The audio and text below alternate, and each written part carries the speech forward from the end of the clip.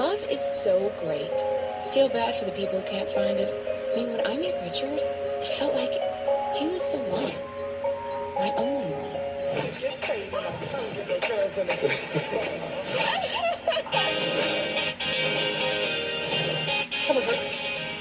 Someone ripped your heart out trying to put badminton with it.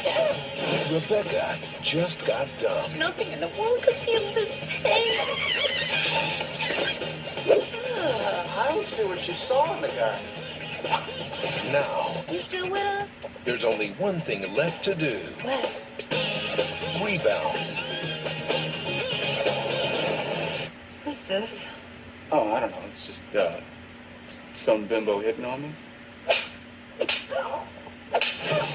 like you to meet our dates for tonight. But to find true love, Okay. Are you ready? Okay. one has to dig deep, Shh. I'm psychically calling our waiter. very deep, Well, it only gets worse. You gotta be kidding me. I would not want to be you. a healthy dose of Fairley Brothers and Playboy Playmate to boot. But the girl is a comedy genius. It can't be that hard to find one normal guy in this town, Rebecca. I love you. Just to use for one night. Yeah. Do you want to go to sex? Do you believe in destiny? I used to.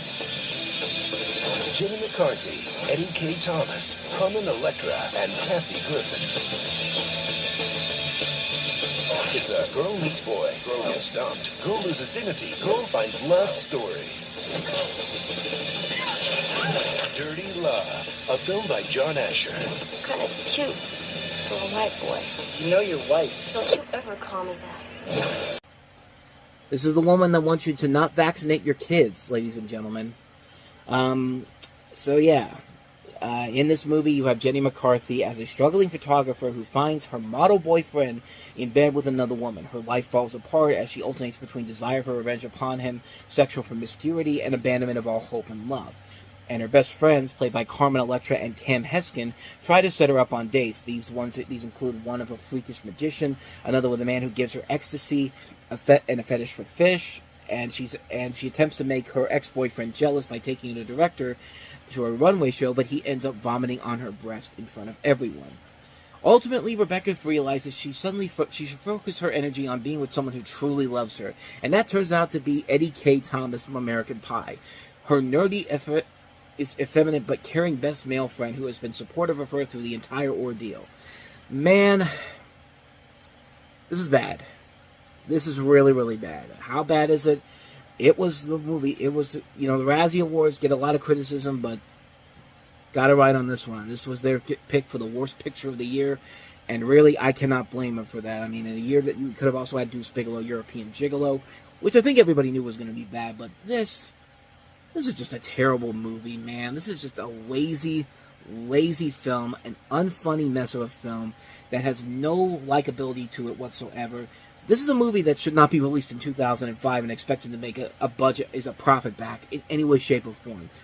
Like, even if you released this back when Jenny McCarthy was in her popularity in the 90s, this thing still would have crashed and burned badly at the box office. There's just, and in life in general, because this is a film that's so pathetic, so lazy, and just so desperately trying to titillate the audience with that quote there, It's like the Fairley Brothers and a Playboy Playmate got together, and it's from somebody named E Film Critic. How do we know that that's even a real source, a real name in general? It probably is, but nothing about this movie says that this movie is worthy of being a funny movie, one you have to see, or B, something that anybody should have to go and see. And it doesn't help. Also help that these two, Jenny McCarthy and the director, were married when they were making the film, and then they divorced off the movie, and they divorced while the month this movie was released. So yeah, that had to be really, really awkward to have their relationship coming to an end as this movie was coming out. This is bad. This is a bad movie. This is a terrible, terrible movie. What more can I say, man? Avoid this one like the plague. Just a horrible movie. a waste of good talent that's in there. You know, Eddie K. Thomas can be very funny. I've seen him in much better things than this. And, hell, even Carmen Electra I've seen in much better movies than this. Like, I don't even know what her character is all about in this movie. Like, she's like a reverse Uncle Ruckus where she thinks she's black, but she's actually white. Like, it'd be good if it was actually funny or actually led to something, but it just doesn't. It really does not. So, yeah. I think you can pretty much know what I'm going to say next. Avoid this one like the plague, so, Cheerleader. Right.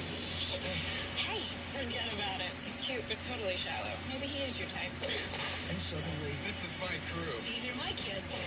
sisters. No way. This Thanksgiving, 2 families, What are you doing? one house, Is that my shirt? Take it off. no escape. Why do I suddenly feel like I'm in prison? Ashley, please cut up with you. Yours, mine, and ours. Rated PG. In theaters tomorrow. Just walk around stuff. No 2 kids. 2 parents. And a kid. What? It's tomorrow. Get crazy. Hit the brake! Hit the brake! And go wild.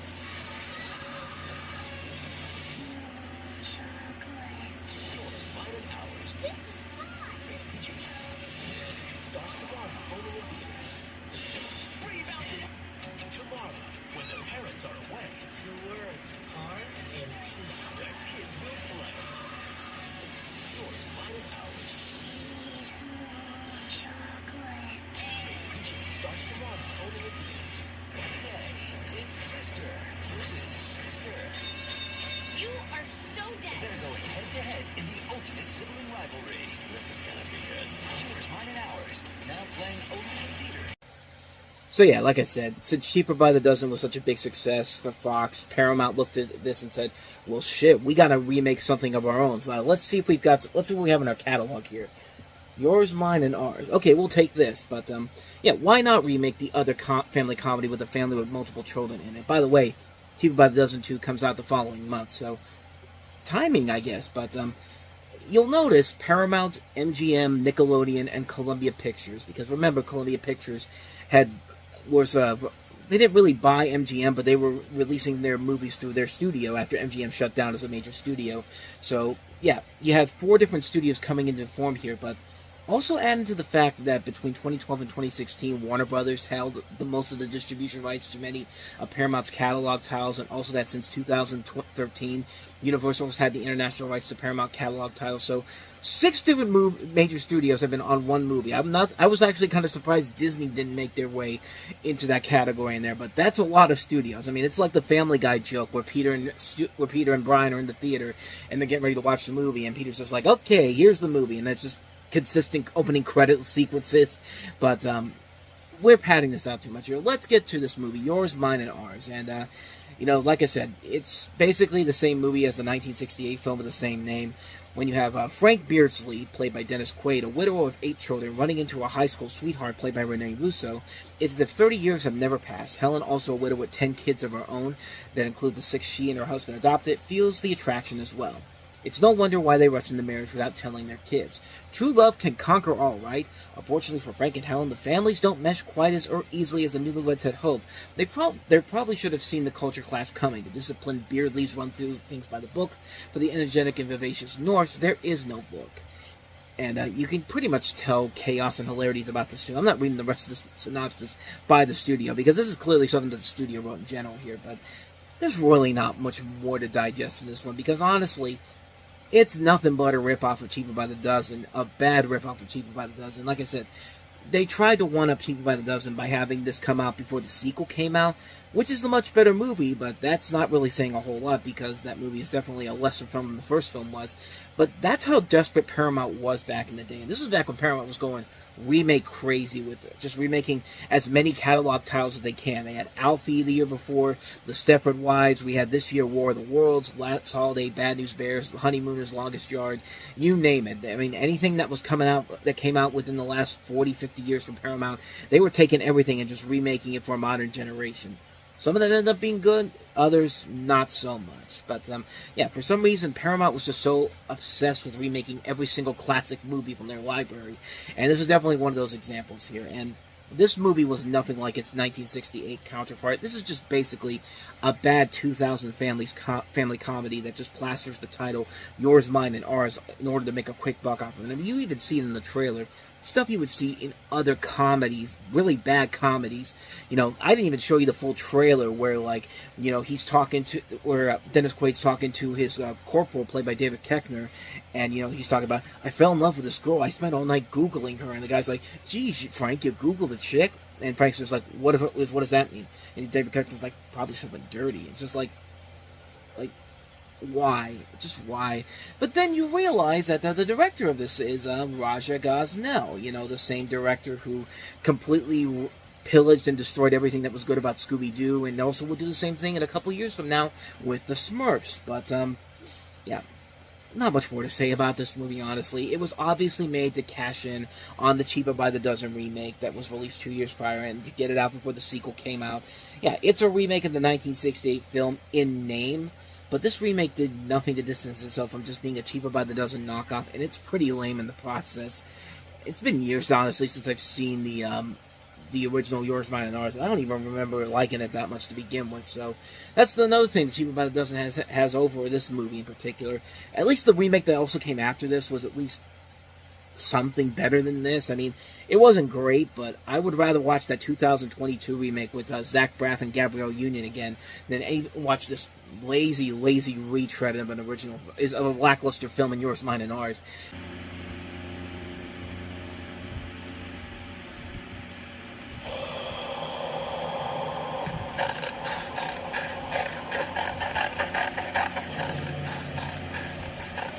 They don't dream, you know. The dead don't dream. And the dead never sleep. They wait. They watch for way to get back. My baby told me to. Just like yours will tell you. And you have to do it. You have to send it back. They stop me. Don't let them stop you. You have to listen to the voices. You did it. You let the dead get in. You let the dead get in.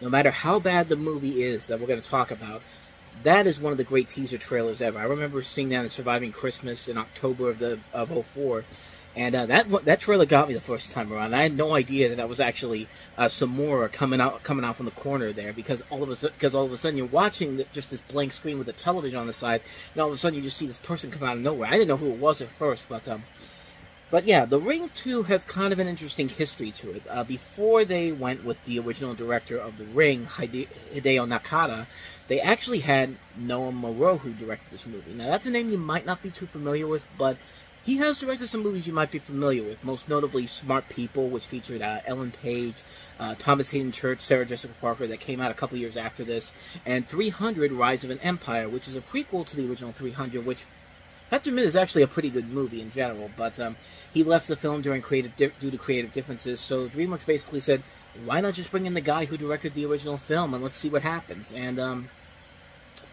yeah, needless to say, that did not work out in their favor in the long run, but in the story here of The Ring 2, you got a high school student named Jake who tries to make his girlfriend Emily watch a cursed tape, the cursed tape from the aforementioned first movie, where, of course, if you watch it 7 days later, you end up dying. But then Jake finds out that Emily covered her eyes and watched the tape, and then Jake is killed by Samara Morgan from the first movie, and Rachel Keller, once again played by Naomi Watts, learns of Jake's death and finds his twisted body in the back of an ambulance.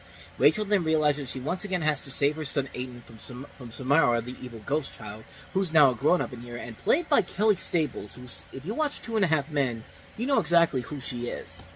She was Melissa on 2.5 Men. She's done a lot of voice work in the past. She's done work for video games.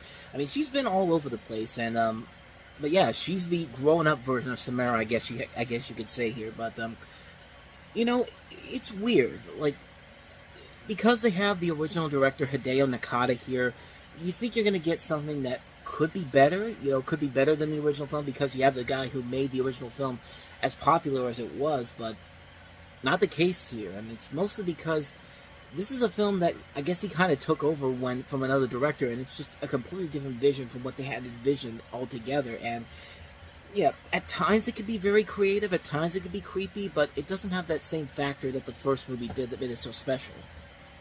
Like, the original American version of The Ring still holds up and still has moments that will still creep the living hell out of you. This, not so much. I mean, when you have a scene where you have all these deer that all of a sudden attack Naomi Watts, and it looks incredibly fake with the CGI, it's just like, you know, you've already lost the thrill factor here. Like, it's already out of the woodwork here, and it's just like, it just feels like a film that was just all over the place, and made specifically because the first movie was such a big hit. They really had no intentions on actually making a good movie here, and just said, fuck it, just give us something that looks like the original film. Excuse me. Ugh, good lord. Sorry. Just give us something that's like the original film again, and we'll sell and we'll probably make a good chunk of money off of it, which they did. I mean, this was a hit film in general, even though it wasn't as big of a success as the first movie was, but $50 million budget still made over $160 million worldwide, so it still made money for them in general, and led to a third installment in the series, which is somehow even worse than this movie. But then again, when you wait 12 years to make it, and you only make it because of name recognition, and have no purpose whatsoever to having everybody to having that story, and just changing your own rules, yeah, it just doesn't work overall. And it's just such a mess of a film, man. Like, the possibilities are there, especially with the director back, but this is a film that is clearly not what they expect, is not what they wanted, and they basically made it just because the first movie was such a success. And yeah, it's just, that trailer is the most memorable thing you'll take from this movie in general. Everything else, complete garbage. But give it this, it's better than Rings. We'll get to that one in about 12 years' time from when we're doing this. But so that is The Ring 2. You guys gonna do it tonight or what? Stop! The hell is that? What does he want? Can we help you? Maybe we're on his property. I'm gonna turn your lights off. That guy was a freak. So let's get out of here. All right, let's go. Come on, he's gone.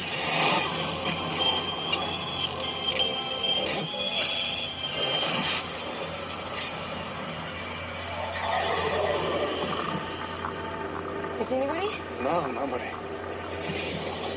Hello? I don't think anyone's here. Hey, where's that house of wax? It is wax. Literally. This is weird.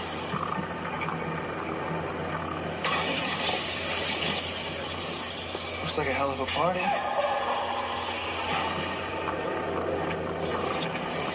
Look how detailed this is. Tell me this doesn't look real.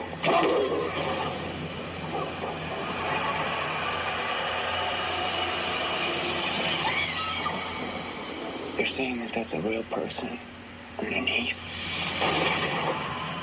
They're all wax, everyone.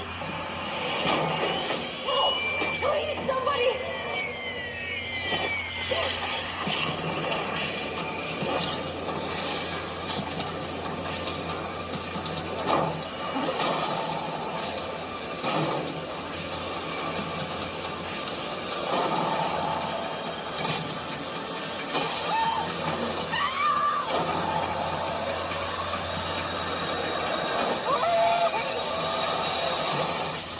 They're out there, you gotta be careful. I am being careful.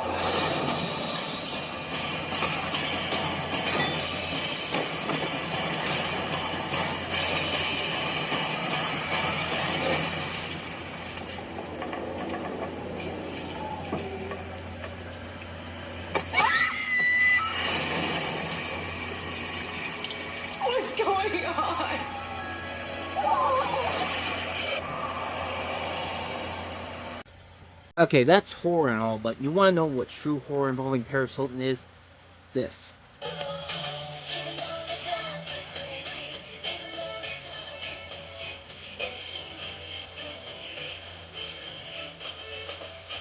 That's true horror right there. Listening to Paris Hilton's album, and confidentially, I was one of those people that bought this album when it came out. I mean, I listened to it, and at the time I liked it, but listening to it now, and it's just like, it's pretty bad. Like, it's nowhere near as bad as something like Farrah Abraham or Kim Kardashian whenever they tried to sing. But you get the idea here. But we're not here to talk about that horror show. We're here to talk about this horror show, The House of Wax, essentially a remake of the 1953 movie of the same name, which is in itself a remake of the 1933 movie Mystery of the Wax Museum. And as you can see, a group of friends go out into the forest because that's the typical horror movie area to go to, and then they find this mysterious town where the main attraction is the House of Wax, except something is not right in this town. The wax figures look so realistic and the whole town is deserted, except for two murderous twin brothers. The Menendez twins, maybe? I don't know. I mean, at the time of recording this, they had the trailer for that new Menendez miniseries on Netflix from Ryan Murphy, and it looks weird. You can go check that out for yourself, but we're not here to talk about that. I was just making a little joke right there. The six friends must fight to survive and escape from being the next exhibits in the House of Wax. And the six people involved here include Alicia Cuthbert, Chad Michael Murray, Brian Van Holt, previously mentioned Paris Hilton, Jared Padalecki, and John Abrams. And, yeah, the movie itself... Actually, Robert Richard's also in here, too. Maybe Brian Van Holt is the twin brothers, but... You can tell I haven't seen this movie in a while. From what I remember from it, it's not that great. I mean, it's really a bland horror movie. It has some good ideas to it. I mean, the idea of the House of Wax literally being made out of wax is a fun little idea, but the film itself is just... It's just your typical horror movie setup. It's literally Friday the 13th all over again, because you know these six people are going to die at some point, and there's going to be that one, except for one person who's going to survive, because, you know, they're going to be the ones that take down the bad guys. But if they take down even if they take down the bad guys, the true horror continues on here. And this is directed by Jamie Colette Serra, who's gone on to become a very prominent director in his own right. He's worked on a lot of movies with The Rock. He directed Orphan, Unknown, Nonstop, Run All Night, The Shallows, Jungle Cruise, Black Adam.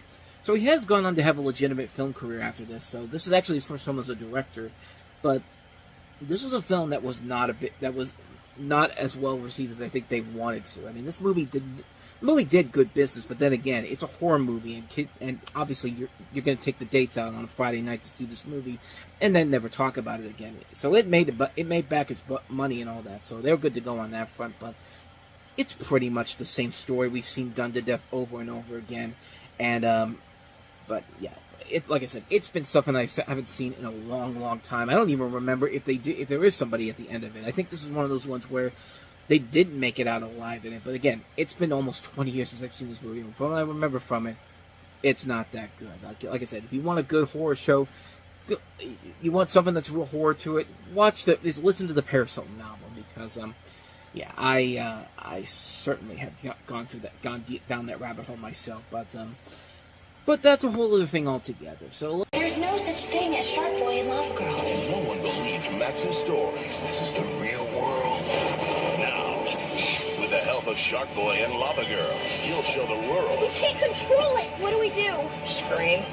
the true power of dreams. Most dreams don't come true on their own. You have to make them true. From the director of Spy Kids, Kids made their dreams. I don't believe it.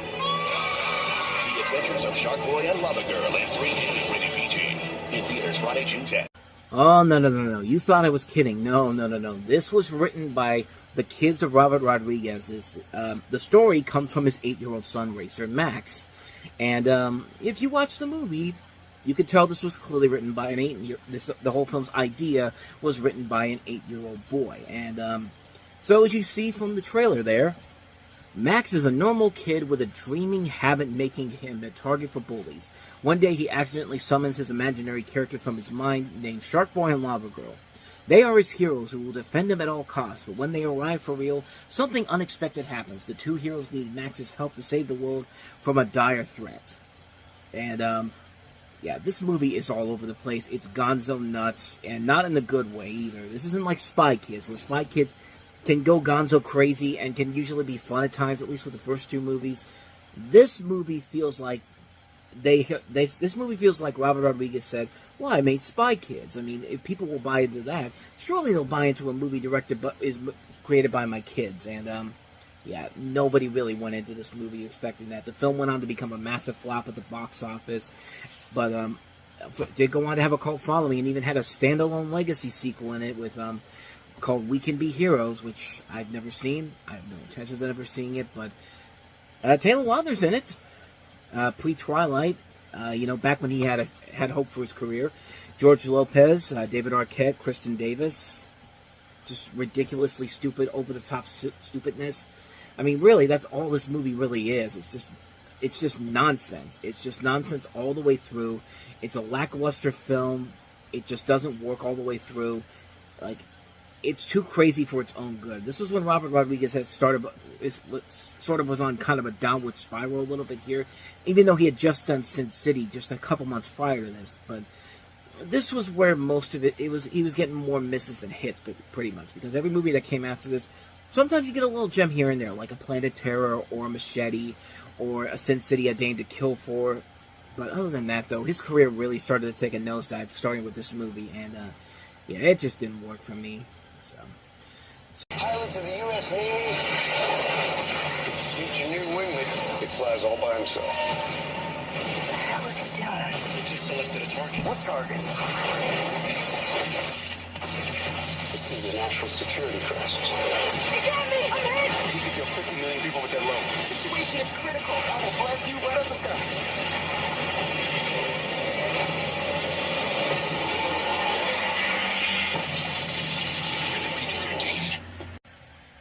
So wait a minute. You're telling me to fear the sky, although Sky High told me the sky is the limit. I mean, make up your mind, commercials. Tell me what I should do about the sky. Should I fear it? Should I say the sky's the limit? Like, you're making it too confusing for me. But then again, this movie I'm talking about here is a very confusing movie. This is Stealth, and this follows Josh Lucas, Jessica Biel, and Jamie Foxx as three top fighter pilots as they join a project to develop an automated robotic stealth aircraft. So, essentially, AI taking over the military, taking over this aircraft, and causing World War III, pretty much. I mean, this is literally that type of a film.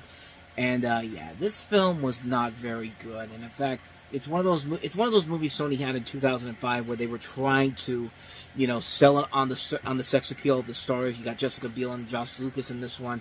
Later in the year, you'll have Into the Blue with Paul Walker and Jessica Alba, which was also a major flop. In fact, of all the movies Sony had in 2005, this was the biggest flop of them all. They had a really bad year in terms of financial disasters. Films like XXX State of the Union, which we already talked about, Bewitched, which I thought was a good movie, Rent, Zathura, Into the Blue, Man of the House, Lords of Dogtown, another great movie there. But a lot of flops, and Sony was just in a bad spot. But it doesn't help when you have a movie that's literally the equivalent of XXX, because it is the same director who made it, and Rob Cohen himself unfavorably compared it to his other two movies, saying that Fast and Furious can be what it is as a story, but in the end it was a fun summer ride, which, okay, I'll go with that. XXX was a fun summer ride. Again, I'll agree with that as well. Stealth was not fun. It was not as entertaining moment to moment as the other two have been, and what I think you need for a movie in the summer. And again, he makes a lot of good points from it, and, it's just not a very good movie. It feels like a watered-down Michael Bay movie. It was the Michael Bay movie that everyone thought The Island was going to be. The Island ended up being the far superior movie that was Michael Bay based in this did. But the film itself is just really, really bad. There's just so many moments in this that don't make a whole lot of sense. The action sequences are not engaging whatsoever. It's like they tried to make a Top Gun movie mixing in with HAL 9000 from 2001, which could be fun, but it's just not there, man. This is just a movie that's just so mishandled, misinterpreted in so many different levels. It's a boring movie that doesn't have anything of value to it whatsoever. The script is bad. It feels like a film that's just trying to appeal to the teens, and just a colossal misfire on so many levels. It's no wonder why this movie bombed. It didn't nearly like, it nearly destroyed the careers of the three main stars in general. I know Jamie Foxx had just won the Oscar the year before, but it was a movie that had his name attached to it. I mean, he was obviously he's the biggest name of it because he had just won the Oscar the year before, but at the same time, it's just like it's just a movie that just really could have destroyed these careers in general. And for Jessica Biel, it pretty much kind of ended her film career pretty much, because she didn't take as many big roles after this movie. I mean, there was a couple here and there, but nothing as significant as what she was doing before this. This was a film that really cut a damper into her career. But of course, Jamie Foxx rebounded later in the year with Jarhead. Josh Lucas, whatever, hit the following year with Glory Road. So not everybody came out of it badly bruised by it. I mean, hell, Evan Moss Bacharach is in this movie, and of course you know him now from The Bear, and now he's the Thing in Fantastic Four, the new Fantastic Four movie. So his career's good. His career's fine. Everyone else will be fine in this, but yeah, the movie is just, it's garbage. It's garbage film. Yeah, avoid it like the plague. So. At a distant research facility, all hell has broken loose. Now, order received and understood. Search and destroy. The Marines are going in. Game time. On October 21st. Don't move. Don't move. It won't be pretty.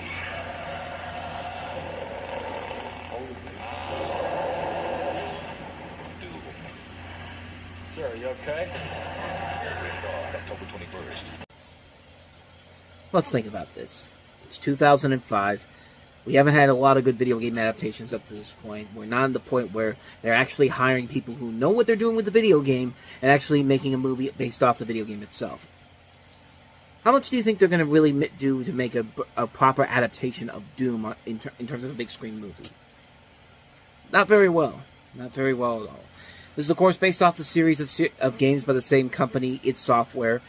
You have a film that takes place with Marines sent on a rescue mission to a facility on Mars where they encounter demon-like creatures. And, well, I should mention, this is also directed by the same guy that gave us Street Fighter: The Legend of Chun-Li, Andrzej Bartkowiak. Did I kill your buzz yet? Did I kill it yet? It's because I hope so, because, man, if you went to go see this movie, I'm pretty sure you were as disappointed as I was, because good lord, how do you fuck this up so badly? I mean, Dwayne Johnson can be badass sometimes, and you've got some good actors in here: Carl Urban, Rosamund Pike. It has a cool intro. It has a cool intro that gets you kind of excited. You think you're going to get a good movie out of this, and then as soon as that intro ends, the bullshit begins to take place, and the film never comes back from it. It's a complete fabrication of what the video game was supposed to be like. It's a film that really does not feel like it's trying to do anything except to just be a cheap cash grab movie. At least something like Mortal Kombat and the 90s Street Fighter movie were trying, and succeeded in some way, shape, or form. But here, this is just a studio making money because it's a property. People will go see it because of the name recognition. And let's tease the first-person shooter sequence, which, yeah, back then it was cool, but then when you watch it nowadays, it just feels like a cheap move to get people to come see the film. And it doesn't last long either. It literally lasts like 2-3 minutes. And even then, it's not worth it in the end. It's just such a terrible movie, man. This is just such a waste of time, a waste of effort overall, and you should have known it was bad from the director who's involved in it, because he's a hack director. He's never made anything of noteworthiness, as far as I remember. Nothing remembers whatsoever. The only thing that he did that was even remotely decent was Romeo Must Die, and even then, that was barely getting by. But like Exit Wounds, Cradle to the Grave, The Legend of Chun-Li, that should have given you the warning right out the gate that this was not going to be a good movie. So, yeah. I think I can honestly tell you that Doom is pretty bad. So, yeah, avoid this one like the plague. Speaking of movies that you should avoid like the plague, I don't think I need to explain this one to you more, but just keep in mind that when this movie was coming out, they were projecting this to be the next big comedy sequel hit. Like, this was going to be the next Austin Powers 2 or Meet the Fockers, where it was just going to surpass everyone's expectations because the first movie had such a loyal fan base that this movie had no choice but to succeed. And what movie is it? What sequel were they hyping up so much that it could not possibly fail in any way, shape, or form?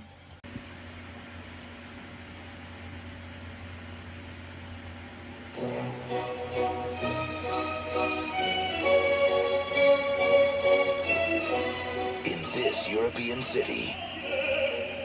Anything you desire can be yours for a price. A very small price. Deuce Bigalow is back. When you're in Amsterdam, you do as the Amsterdamians do. New country. Did you know Holland invented chicken and waffles? Black people all over the world would be forever grateful for that. You do know that the Dutch started the slave trade. New clients. These girls at least are gonna be hot. Not like back home, right? For sure. Hi, I'm Deuce Bigalow. Hi, I'm Deuce. Biggest lady I've ever seen. Oh! Same old Deuce. Put this on. Are you serious? Hi. Oh. Hey there, little fella. Get off her, you little freak! Deuce Bigalow, European Gigolo. Have some wine. Same ho. Pardon me. Check, please. New low.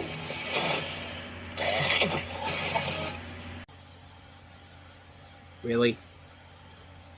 This was the movie you were hyping up as the next Austin Powers 2 or Meet the Fockers? This movie? I think it makes me sneeze. What happens when you sneeze? This movie.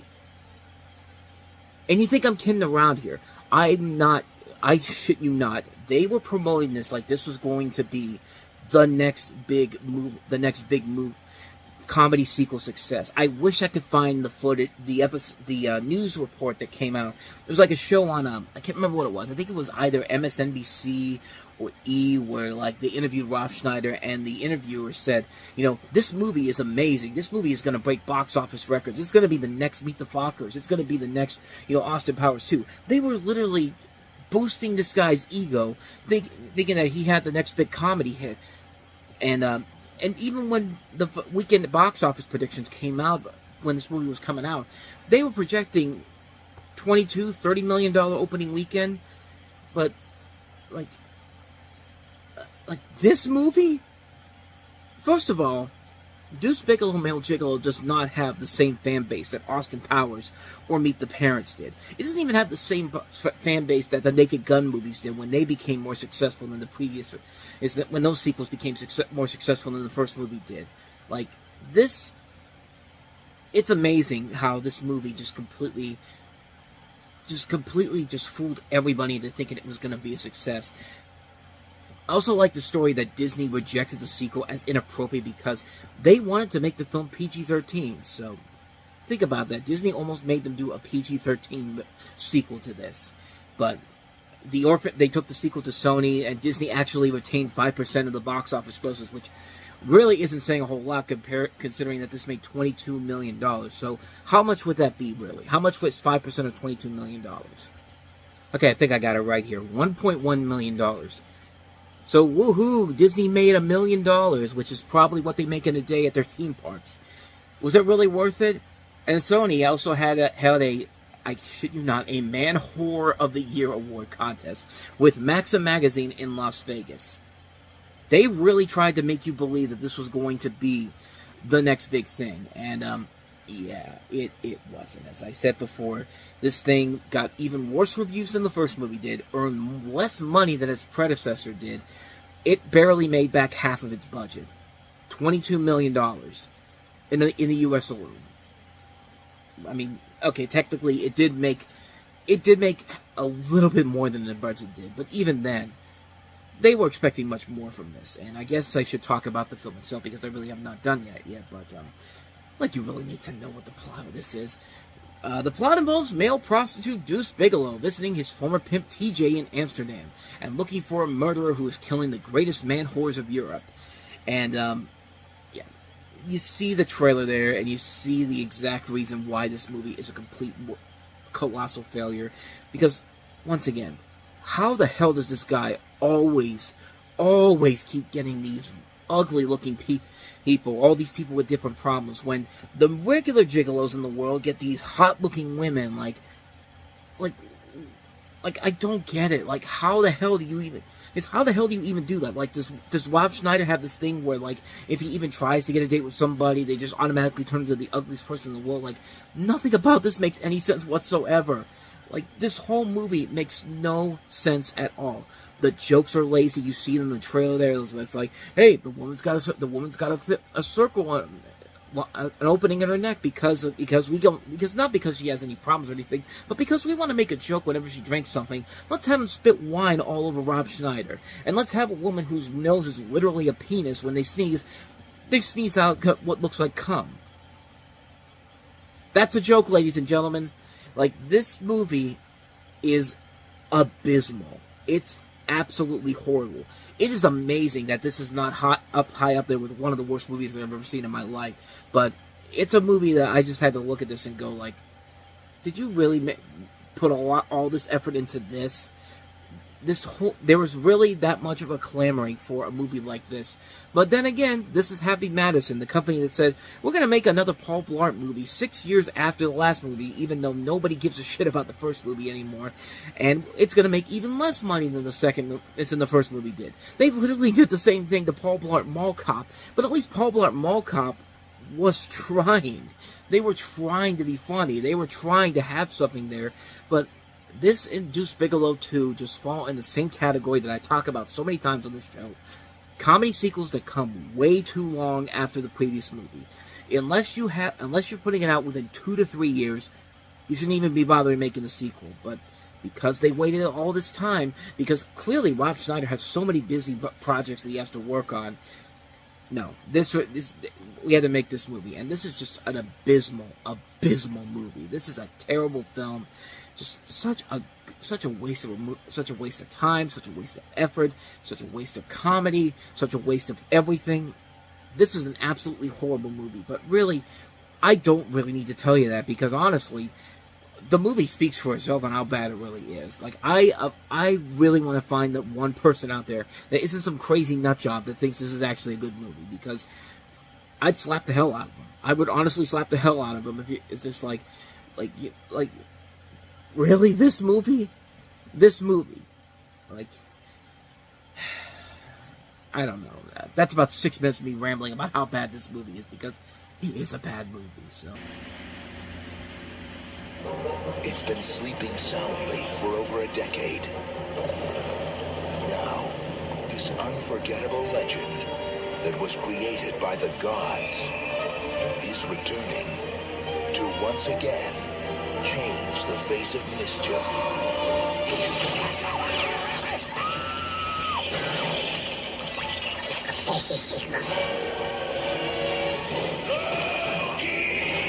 Find that mask! New Line Cinema presents Who's a happy baby?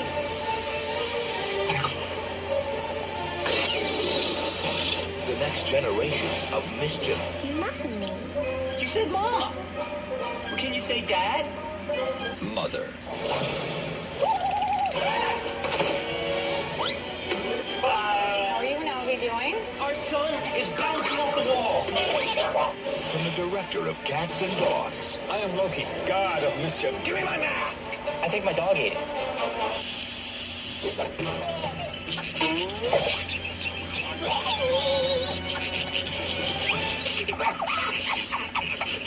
This February. What's happening? One mask fits all. Jamie Kennedy. Honey, I think it's time we trade up. Alan Cumming. It's a fake. Yes, but it's a good fake. Ow. And introducing Otis as Otis the dog. Buckle up, baby. Son of the Mask.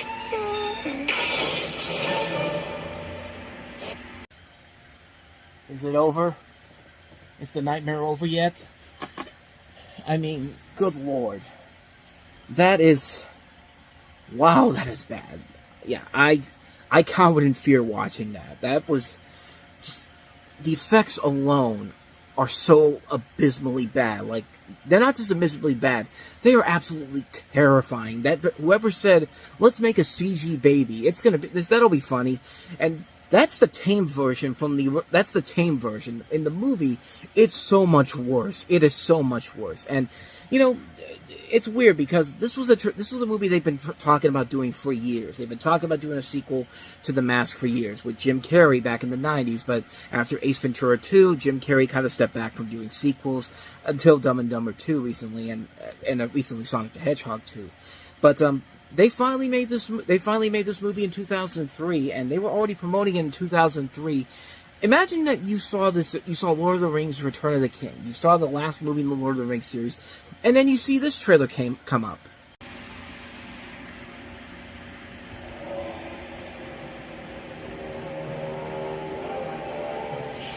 Known through legend, feared by all, forged in the heavens by the gods themselves. Some people spend their entire lives in search of such powers, and others are just born with it.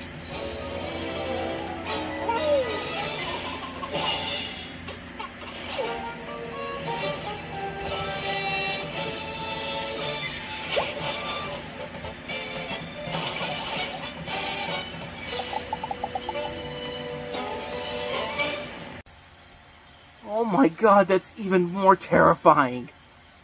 Seriously, who the hell decided to make a CG baby look that absolutely terrifying? I mean, holy mother of God. What the hell were you thinking, New Line Cinema, when you greenlit this?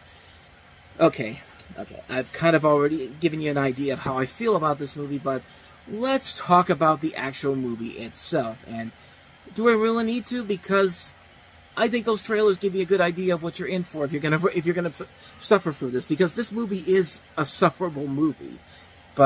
But Jamie Kennedy plays Tim Avery, who's a cartoonist who loves his dog Otis. Then one day Otis finds a strange green mask, and Tim puts it on, has a baby with his wife with the mask on. The baby then gets a hold of the powers of the mask. Meanwhile, Loki, played by Alan Cumming, must find the mask before Odin, played by Bob Hoskins, gets mad. I mean, what more do I need to say about this movie? This is one of the most horrifying movies I have ever seen in my entire life. Like, it's amazing that this is not on my list of the worst movies ever made. In fact, I haven't even checked that list in a while. I'm getting ready to do like a thing on the Reviewing Network talking about my 30 least favorite movies of all time. In fact, I'm going to check right now just to see. Nope, I was completely right. This is indeed in my top 30 worst movies list of all time. This is like 27 on the list here. So, you know, I could wait to talk more into this movie, but you know what? If anybody out there is even thinking about watching it, please don't. When I watched this movie the first time, let me tell you, I never really understood how bad of a movie it was. I really just came out of it going, okay, whatever. It's one of those movies that I saw it in theaters. I was 16. I was going to movies by myself. Any opportunity to go see a movie by myself. It was a sequel to The Mask. I'd go for it. But it's one of those movies that sticks with you for a few years until you fully realize what an absolute mess of a movie it is. And let me tell you people something. This is a mess of a movie. The original Mask is a great, hilarious comedy that perfectly lives up to the insanity of the character from the comics, as well as setting Jim Carrey as the dominant comedic actor of his time. But in this, I have no idea what the hell New Line was trying to do here. This took everything that made The Mask such a terrific movie and just ruined it. This movie just looked so stupid. It is really one of the stupidest movies I've ever seen. There was no thought, no love put into this movie at all. Nothing was put into this movie except to scare the living bejesus out of you. Even if this was aiming more for kids, this still would not be suitable for kids. Kids will be scared out of their minds out of the half the shit they pull in this movie. And what's worse, this is directed by the guy that did Cats and Dogs, you know. Which was an over-the-top kids movie of its own, but at least there was restraint to it. It was harmless, it was kind of fun, and it wasn't literally trying to scare the bejesus out of you like this piece of garbage is. Nobody with brains would enjoy this movie, and no kid is going to appreciate this movie either.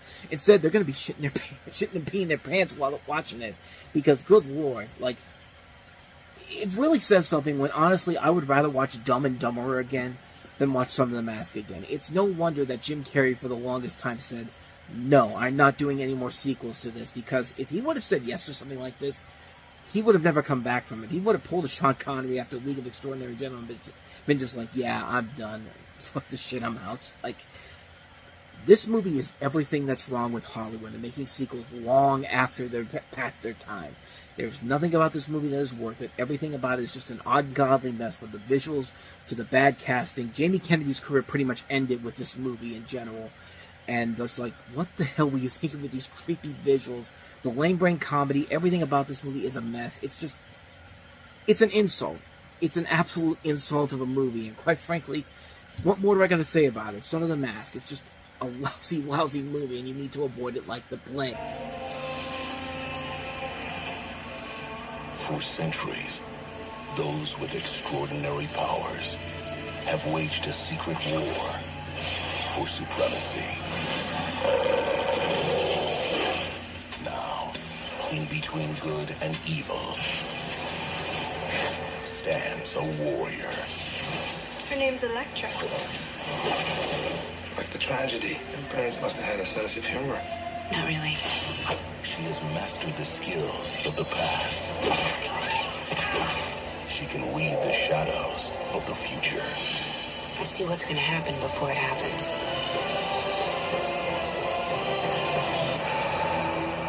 She's my friend. She doesn't really know who you are. This January, It's about her, isn't it? She was a prodigy from 5 years old. You'll be better than I am very soon. one generation must protect the next.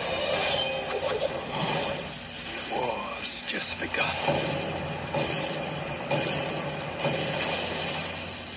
I'm not a good person to get involved with.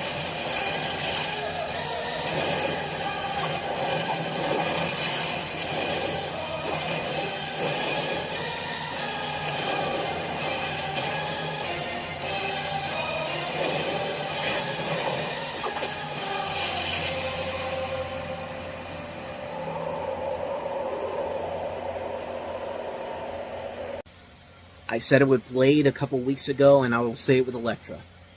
Thank God for Deadpool and Wolverine giving this character a purpose for existing, because, man, she really needed it after this movie came out. Nobody wanted to see anything from Daredevil anymore.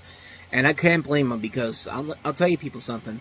I've been going to see movies on my own for about half a year at this point. When I saw this movie, it was the first real unpleasant movie-going experience I ever had. And it was rough. It was definitely a very rough movie, and I've had far worse experiences since then. Stuff like The Spirit, Aliens in the Attic. I had stuff with problems with The Legend of Tarzan and Oppenheimer from the people in the movie theater, but this was the first real big one right there. And it's amazing I didn't walk out of this movie. I was strong back then.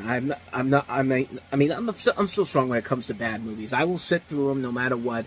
And even though, like this past weekend, I struggled to sit through Borderlands, but I got through it, and yeah, Borderlands is pretty bad. But this is definitely pretty bad too. So the plot of the movie here is that it's not long after recovering from seemingly mortal wounds, Elektra, played by Jennifer Garner, has severed all ties with the world, living only for her next assignment. But in an unexpected turn of events, she is forced to make a decision that could take her life in a new direction or destroy her. Key players in Elektra's journey are Stick, played by Terrence Stamp, a blind martial arts master responsible for Elektra's resurrection, and Mark Miller, played by Goran Visnik, and Abby Miller, played by Kirsten Prow, a father and daughter on the run from The Hand, a powerful syndicate whose members practice the dark martial arts of the Jitsu. First off, The Hand is... I didn't realize that Teenage Mutant Ninja Turtles was actually parroting the Hand by calling them the Foot Clan. I found that out watching the Nostalgia Critic review, but that synopsis alone should describe everything that's wrong with this movie. It throws in some of the stupidest cliches in film, and I'm so sick and tired of like having a mythical spirit who has no purpose because the film has no connection with Daredevil at all. And Stick was the one who helped Daredevil become the hero he would eventually become. Plus, they throw in that stupid father-daughter plotline that really does not serve a purpose to the story whatsoever. The action sequences overall are poorly done, with no sense of fear or danger by anybody in here. The story is very bad. We don't like any of these characters that this movie is trying to get us to like. And Jennifer Garner, I'm sorry, in this movie she's not Elektra. She's just not. This was clearly a poor excuse to attempt to squeeze whatever life was left out of Daredevil, and it fails miserably. Yeah, I know she was an Alias at the time. Yeah, I know she did 13 going on 30. But man, this was a bad decision on her part. Like, you could tell that they did not give a shit about Daredevil, because in that trailer I showed you, no mention of from the forces that brought you X-Men and Daredevil. Like, they were they knew this movie was going to tank so badly, they didn't even want to put Daredevil's name in there. I mean, that's how bad this movie is. Yeah, it's not Catwoman bad, but man, it's definitely not a good movie. And yeah, but my biggest problem with the film itself is the main character. My biggest problem is the film itself and the main character is what I'm trying to say. And I've gone on before how, female leads are portrayed in films, and this is one of those movies where they pretend to show off a strong female hero, but is actually a poor excuse to give the character a lot of sex appeal, a lack of characters, and there's even a scene there's one scene in particular where one of the bad guys, who was a female, comes in and gives Elektra a lesbian kiss, and yeah, for no reason, because what I expect to get those 13-year-olds watching this a little hard on, which, yeah, I realize how bad that sounds, but that's literally what they're doing in this movie. I feel like they only did that to get the PG-13 rating. I mean, that's literally, like, it just does not make any sense whatsoever. I mean, when will, I think now Hollywood is learning that it's not hard to make a movie with a strong female lead in it. I mean, we've seen a lot of TV shows and movies do this. The Fargo movie, and TV series have done that. Some great underrated little gems. Whip It. Juno was a great movie that did that. Hannah, which I didn't like, I at least gave him credit for writing a much better female character than a lot of these movies that were doing the same thing at around the time. Yeah, like, it's not that hard to make a strong female character who's on the same level of the lead male character. Hell, Ellen Ripley from the Alien movies tops the list there. I mean, but most Hollywood executives think one thing about women in films is that women are things. Just like Lee Major says on Family Guy. What? Women are things. I mean, it's really like that. And we're getting away from that now, which I'm glad to see. But you could still see that Hollywood is living by that point when you watch shitty movies like Red Sonja, Catwoman, Sucker Punch Lucy, and especially this piece of garbage here. I mean, this is a terrible movie. The action is terrible, the story sucks, the characters are bad. This is a mess of a movie. I mean, forget Hulk, forget Howard the Duck, forget all the Marvel's movies made before 1998. This is the bottom of the barrel. This is the worst movie that Marvel has ever produced, without a doubt. It's completely pointless, unnecessary, and it's absolutely horrible. I hated it back when I saw it in theaters. I gave it time 10 years ago for a Marvelous May post I wrote. I didn't like it then. I watched it again just recently. I still fucking hate this movie so much. Avoid it like the plague, please. Avoid Elektra at all costs. You can go 40 years and not have sex. After a lifetime of awkward moments, I'm sorry. Andy Stitzer has given up on going all the way. You can't not let you go on being a virgin. But his friends won't give up on him. You gotta highlight your attributes. You need to wax that whole Teen Wolf thing you got going. No! Kelly Clarkson! The 40-year-old virgin. This is not a good look for me! Rated R. Starts August 19th. So this is The 40-Year-Old Virgin, in which Steve Carell stars as the titular 40-year-old virgin, Andy, an employee in an electronics store, where it's revealed that he is indeed a virgin, and so his co-workers, Paul Rudd, Romany Malco, and Seth Rogen, help to help him lose his virginity. And while they're doing that, Andy falls in love for this woman played by Catherine Keener. And watching Steve Carell's performance in Anchorman and led Judd Apatow to casting him in the lead role for this movie, and they actually wrote the film together. And it was based off of a sketch Carell created when he was at Second City about a man who's at age 40 who hides a secret. And the film went on to become a massive hit. I mean, this was one of those movies in that summer of 2005 where, the relaunch of the R-rated raunchy comedy began with the movies like Wedding Crashers, and this movie in particular. And this was easily the best of the bunch that came out at that time, because this is a really, really funny movie, and it showed what Judd Apatow's potential is as a film director. This is the guy who established his name pretty much beforehand with shows like Freaks and Geeks, criminally underrated shows like Freaks and Geeks, as well as Undeclared, which only lasted one season, but were great shows either way you look at them. Plus, Judd Apatow's name had slowly but surely become kind of what Steven Spielberg was back in the 1980s. You put his name on any of these movies that we got coming up with, the Frat Pack in general, chances are the movie was going to be a hit regardless. But then there were times when it wasn't, but this is still a really damn good movie. I mean, this is a really good film. And also a film that launched Steve Carell into the stratosphere as a superstar. I mean, keep in mind, this was also the year that he starred in The Office, which did not start off strongly for NBC, but as time went on to become such a massive hit for them, at a time when NBC was desperate for a hit. I mean, this was when NBC dropped to 4th place behind Fox in 2005. I mean, that was a pretty big deal back then, but this movie really shows everybody in here showing the potentials that they would have later down the road. Not just Steve Carell, not just Paul Rudd, not just Romany Malco, not just Seth Rogen, but Jane Lynch is also in here. Catherine Keener, Elizabeth Banks is very funny in here. Leslie Mann is very funny in here. A lot of really good, funny talent all throughout this movie. And the film is just so funny. It's just so... it's so well done. Kat Dennings also in the movie, too. I forgot to mention her playing the daughter of Catherine Keener's character. It's just a really, really funny movie. It's a funny film with so many memorable moments in there. Just so many great one-liners, so many great jokes all the way through.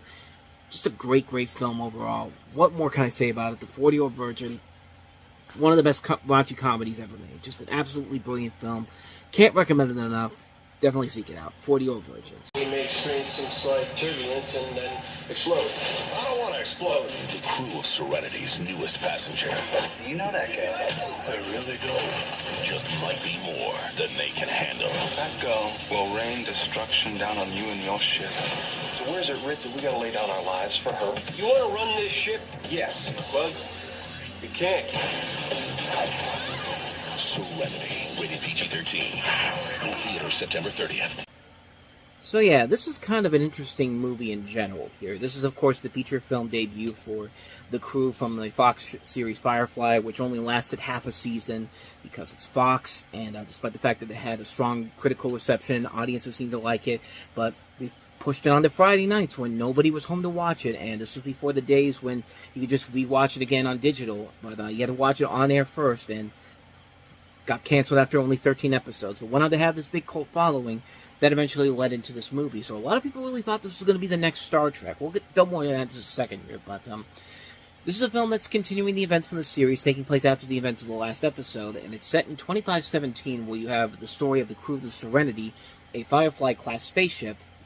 The captain and first mate are veterans of the Unification War.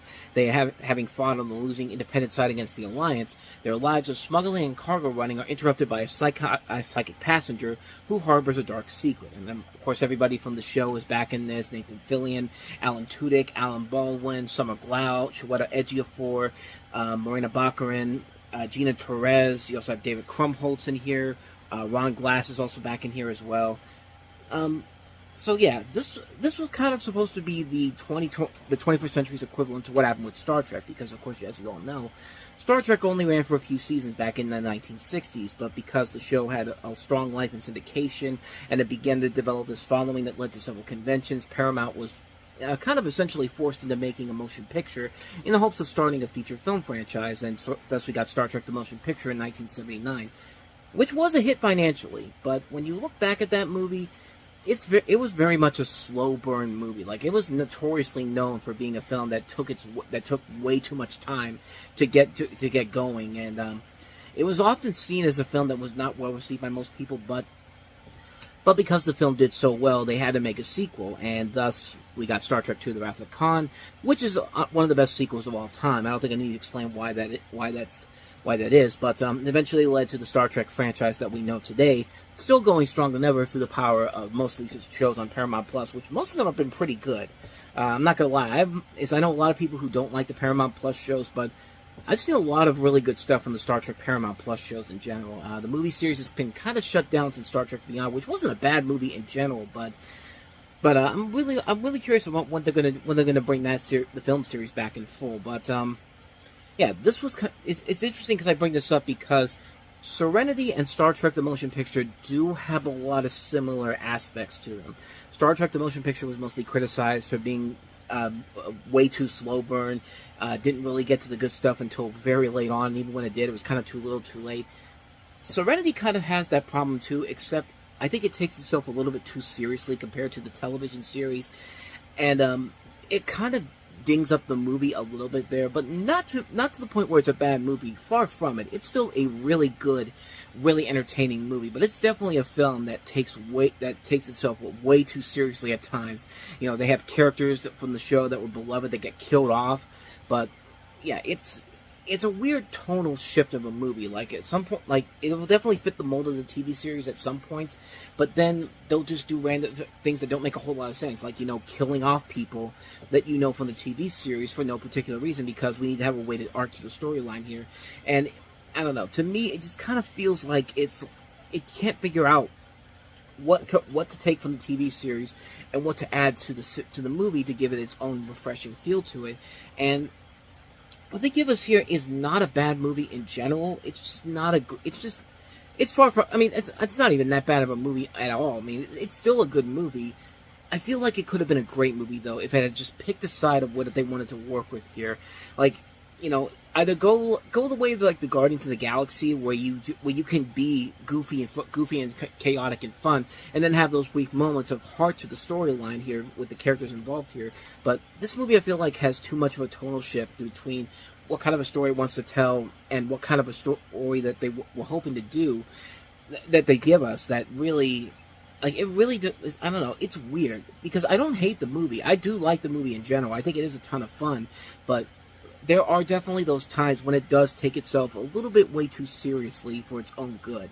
Like, it's a movie that I can't say it's a bad movie. It's not a bad movie by any means necessary, but it definitely is a film that has a big problem with its tonal shift in general. But the stuff that does work, with the stuff that you love from Firefly, is definitely in here in general. The cast is great in here. When it can be goofy and fun, it definitely works in the film's favor. But then when it gets way too serious for its own good, it kind of dings itself a little bit to where I can't say it's a great movie, but I can still say it's a really good movie. And even if you never saw Firefly in general, because I didn't see Firefly when I first went to this movie. I went to this very much blind by just watching the film itself, and I thought it was a good time overall. But then when I watched the series in general and then watched this, it definitely does ding it down a little bit compared to what they were trying to do, compared to what I think their idea was for the film in general. I mean, me personally, it's still a really good movie. Is it a great movie? I can't really say that, because it definitely has a problem with its tonal shift at times, but overall, it's still an enjoyable film, and one I would highly recommend. Even if you've never seen the original Firefly series, it's definitely something worth a watch. You know, it's definitely something that is indeed worth it in the long run, because it does show you what Joss Whedon is capable of as the director, and what he would show later on down the road with the Avengers movies he would be involved in. Or at least in my opinion, the Justice League movie he did, but that's just my personal opinion on it.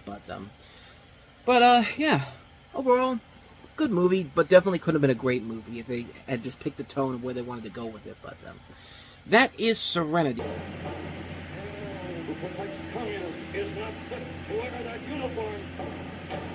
my children going to be asked to renounce me? You can't convict people by rumor and hearsay and innuendo. I see a chain reaction that has no end. Somebody's going to go in for another go down swinging. Here we go. We cannot defend freedom abroad by deserting it at home. Good night, and good luck. Just what a fantastic movie. Last time I talked to you guys, on the last show, I said that this was George Clooney's directorial debut. I was wrong. Confessions of a Dangerous Mind, which is another great movie of his, was back in 2002, but this is probably his overall magnum opus as a director. The story portrays the conflict between veteran journalist Edward R. Murrow, played by David Strathairn. Great character actor. This is easily his best role in general. I mean, he just channels Moreau in this. And U.S. Senator Joseph McCarthy of Wisconsin, especially relating to the anti-communist senator's actions with the Senate Permit Subcommittee hearings on investigations. And a very topical movie, even by today's standards. I mean, now it's even more topical than ever, focusing on the theme of media responsibility and also addressing what occurs when U.S. journalism offers voices of dissent from government policy. The movie takes its title literally from the line that Murrow routinely signed off his broadcast on, and it's just such an incredible movie, man. From the camera work, the visuals, the black and white sepia tone ideas, incredible stuff. The cast is fantastic. You know, like I said, Sofian, pitch perfect. You got Patricia Clarkson in here, George Clooney, Jeff Daniels, Robert Downey Jr., one of his 2 great movies coming out this month. Frank Langella, always going to be a terrific actor. Just an incredible movie. Like I said, has a lot of weight even in today's world in general, and just still holds up after all these years. It's just like, it's an amazing film, and one I cannot recommend enough. Definitely check this movie out. It's definitely one of the best movies of the year. Definitely one of the best movies of recent memory. One that definitely holds up a lot of weight in today's world, even back then, is compared to it. Let me rephrase that. A lot of what's in this movie still holds up in today's world than it did nearly 20 years ago. It's a masterpiece, man. One I don't usually talk about enough, but what a great movie, man. Good night and good luck. I can't recommend it enough, so definitely check this one out. So you don't have a cell phone, a BlackBerry, a pager, nothing? No. Well, what if some sudden crisis occurs, like your father has a heart attack or something? My father died 2 years ago. Oh, I'm sorry. I just found out this morning, so it's been a rough 24 hours. You know, maybe I should get a cell phone. That's a good idea. Lindsay Meeks has never met a guy quite like Ben. All right, Lindsay, so what's the matter with this one? I'm about to turn 2010, and instead of becoming more open and available, I'm becoming less open. All the guys you date are competitive and successful. It's like you're dating yourself. Ding, ding, ding. This guy's got such a good vibe. I really think you've got something here. Me too. Something's not quite right. Robin, there's a reason this Ben guy is still single. I'm really gonna take a chance now. Lindsay, will you go to opening day with me? Yes. She knows he's a fan. Where do the Sox rank in your life? I say Red Sox and breathing. Can you believe this pinhead? She knows he's devoted. This Red Sox thing, it's an obsession. I know, it's just that I hate when it becomes... Oopsie. But she's about to discover. They're sending me to Paris to close the deal. And I am taking... What? Just how committed he really is. We're 2 games out of first with 3 weeks left, you know, but this is when they need me. When they need you. From 20th Century Fox. Dump him. What? Give him the boot. At what point do you say to yourself, I'm counting on you to be the one, and I have no fallback plan? It's not another woman. It's an entire team. She wants me to give this up? You love the Sox. But have they ever loved you back? Who are you, Dr. Phil? Get at it. Go hit. Go swing the bat. Drew Barrymore, Jimmy Fallon. 23 years. You still care about anything you cared about 23 years ago? It's only a game. What did you just say? She said it's a crying shame. And start moving towards the door. Fever pitch. You want to tell me, Frank? One, please.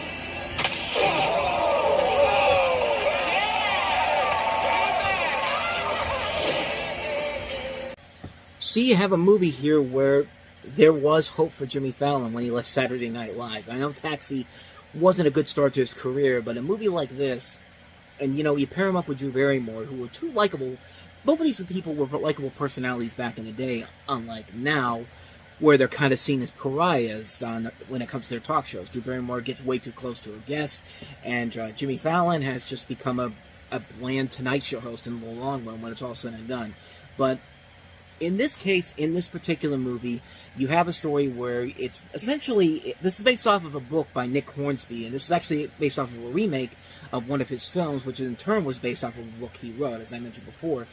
And in this story, you have the story here of Jimmy Fallon as this rabid Boston Red Sox fan. Like, he worships the Boston Red Sox like crazy, and, you know, he falls in love with this woman played by Drew Barrymore, and she's trying to juggle the relationship between him and also his relationship with the team, because he has such a massive love for the fan base, the team in general, and it just gets to a point where something's got to give with him. You know, something has to come to terms. Like, he's got to choose between being the diehard Red Sox fan or spending the rest of his life with this woman he's met, who he really loves. And yeah, this really is one of the Farrelly Brothers' most underrated movies. This is probably high up there with some of their best movies in general when you think about it, because it really is a very good, well-made love story. Like, it's a really good story between a guy who is so desperate to keep this diehard fandom in his heart that he has for this team, but he also has this love for this woman he meets. And the chemistry between Fallon and Barrymore works very well. They're both very funny. They're given a lot of very funny elements to work with in general. And it's got a really good cast involved in this movie. Like, not only with Barrymore and Fallon, but you see it in the trailer there. You know, Jo Beth Williams, Willie Garson, you know, Ione Skye, Katie Strickland, Marissa Jarrett Winokur, Lenny Clark, you know, just a number of different people that you've seen in a lot of other works, and they're just incredible to watch here in this movie. They're very fun to watch in general, and it's a really amazing film. It's a really damn good movie that I think a lot of people definitely deserve to give a lot more credit to. And it's also a very interesting story behind this whole thing, because in the original plot of the movie, it was supposed to be that, you know, the Red Sox would lose in the playoffs. However, this was, keep in mind, this was in 2004. This was when the Red Sox stunned the baseball world when they won 4 straight games to win the ALCS against the Yankees, and then, you know, they broke the curse of the Bambino by beating the St. Louis Cardinals in the World Series, and thus the ending had essentially needed to be rewritten. And on the day of Game 4, the Fairleys decided to bring back Barrymore and Fallon and, you know, have them go to the game at Busch Stadium in character. And so when the Red Sox made the final out to secure the win that broke the curse, they had the Fox cameras on the live broadcast catching Barrymore and Fallon in character running onto the field and kissing to celebrate. And you can watch you can actually find that alternate version on the I think it's on the, here's the thing, on the DVD it's like 2 different DVDs. Like, you have to get like the regular like on the regular DVD you don't get the alternate ending. You had to get like a special DVD that goes along that was available, but on the Blu-ray version you can find both endings on there, and it's very interesting to see how this would have turned out if this had gone a completely different way. But the movie literally had to change because of the world that was changing around them for this particular movie to work. Not only that, there was also a number of different directors involved in this. Originally it was going to be Sean Levy, who was a big fan of Nick Hornby's work, who was attached to direct it, with Gwyneth Paltrow starring in the role of Lindsay instead of Drew Barrymore. She ended up turning it down because the script she thought was mediocre, and if we're being honest, she probably wasn't the best choice overall to do that role in particular. I feel like that should have gone to somebody like Drew Barrymore, who made that work very well. And so Brian Robbins eventually came on board, and then eventually he left, and then Jay Russell came on board, P.J. Hogan, Luke Greenfield, Mira Nair, all were rumored candidates until the Farrelly brothers eventually came on board. And for the Farrelly brothers, you know, keep in mind, they were doing a lot of gross-out, humor-style comedy, like really stupid, over-the-top, obnoxious comedy. That was their bread and butter. So for them to do like a simple, straightforward film that's essentially a romantic comedy in general, and make it work as well as it did, it really does begin to show like the change that the Farrelly brothers were going through at this point. Because keep in mind, these are the same people that were at this point were behind stuff like Dumb and Dumber, Kingpin, There's Something About Mary, Me, Myself, and Irene, Osmosis Jones, Shallow Hal, Stuck on You. Movies that are very different compared to this. This is probably the most straightforward film that they've done, without a whole lot of like over-the-top screwball comedy, gross-out comedy in general. I mean, it's a really impressive feat for these guys to come in and do a film that's completely outside of their norm and just take it with this and just do a great job with it. I mean, it's a really fantastic film, man. It's a really damn good movie that I can't recommend enough. It's one that I feel like you should definitely give it a shot in general. And you know, when I went to see this, not only did I get to see that, I got to see a really good American Dad short that came in front of it, Inside the CIA. And honestly, if anything, I went to go back to this movie multiple times just to see that short because I was really looking forward to that show in general. But the movie was really great too, and I'm glad to see that this film has gotten some legacy over the years, but not enough that I think people in general know exactly how good of a movie it is, especially considering that it has Jimmy Fallon involved with it, and he's kind of a pariah now. But this movie does show you that Jimmy Fallon had potential as an actor, and he's really good in the movie. Drew Barrymore's great. It's a movie that I can't recommend enough. Definitely check this out. This is one of the best underrated comedies I've ever seen. Definitely worth a watch. Fever Pitch. It's furry. It's fuzzy. It's ferocious. Fantastic! But it's no match. Who will save us? For the world's greatest inventor and his trusty companion. We created a monster. From the creators of Chicken Run. Mob supplies! Get your angry mob supplies here! Wallace and Gromit, The Curse of the Were-Rabbit. Rated G. Starts Friday, October 7th everywhere. See, that was back in the day when we didn't treat the G rating like it was a fucking pariah like we do today. But, yeah, Wallace and Gromit, The Curse of the Were-Rabbit, the second feature film from Aardman Animation, but the first to feature the signature characters from Aardman Animation, in a parody of classic monster movies and Hammer horror films that also serves as part of the Wallace and Gromit series, in which you have a good-natured yet eccentric cheese-loving inventor Wallace, once again played by Peter Sallis, and his intelligent, quiet dog named Gromit, who only speaks through his emotions. In their latest venture as pest control agents, they come to the rescue of a town plagued by rabbits before the annual giant vegetable competition. However, the duo soon find themselves against the giant rabbit consuming the town's crops. And, you know, I thought that commercial there was going to spoil what was in this movie, but did a pretty good job of not spoiling the big twist. But really, when you think about it, when you see what ends up happening to cause the were-rabbit to actually exist, you can kind of figure out where exactly it's going to go from there. But despite all that, this is still a really damn good movie. A really fun film in general. I love the Wallace and Gromit shorts as a whole. So seeing them in a big adventure like this, and seeing their world expanded in this way, we have all these different characters now being introduced into the storyline. It's really well done. And it's a great movie from Aardman Animation that proved that Chicken Run wasn't just a fluke. Aardman really has an opportunity to do many feature-length films instead of just short films in general, because Chicken Run was a big gamble back then that paid off for them in the long run.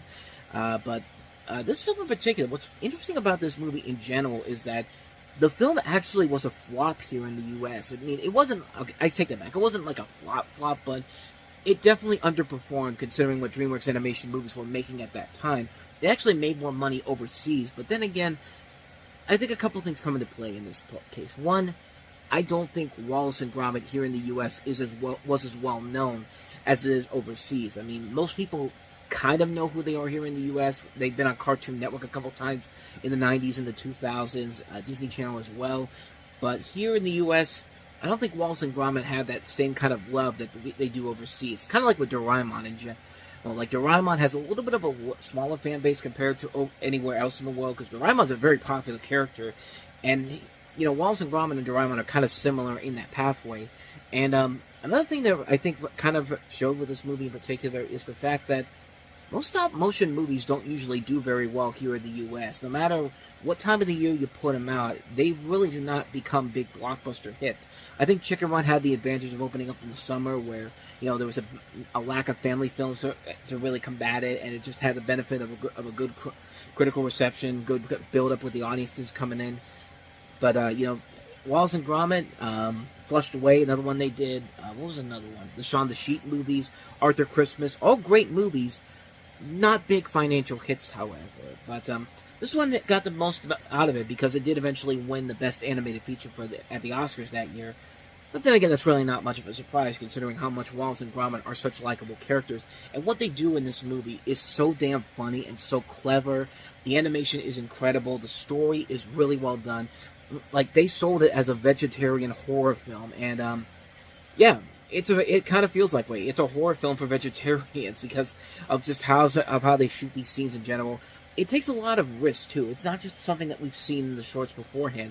They've taken what they've done in the shorts, but expanded it, and expand this world in general, expand what they can do with the camera work they have in here. And it makes for a really fun adventure all the way through. That has a lot of really good animation, a lot of good talent, a lot of good jokes all the way through. Just a phenomenal movie. One that I cannot recommend enough. And since we got Halloween coming up here in the next month or so, now would probably be a good time to definitely check it out. Especially if you love Wallace and Gromit. If you have not seen this movie, you should definitely check this movie out. And as of the time of recording this, we're getting another sequel coming out this year exclusively to Netflix. But see if that turns out to be any good. Hey, they're bringing back the Penguin from the Wrong Trousers, so my interest is definitely piqued. And it'll be the first Wallace and Gromit adventure since Peter Sallis passed away. But, yeah, not much more to say about this one. It's a great movie. Wallace and Gromit, The Curse of the Were-Rabbit.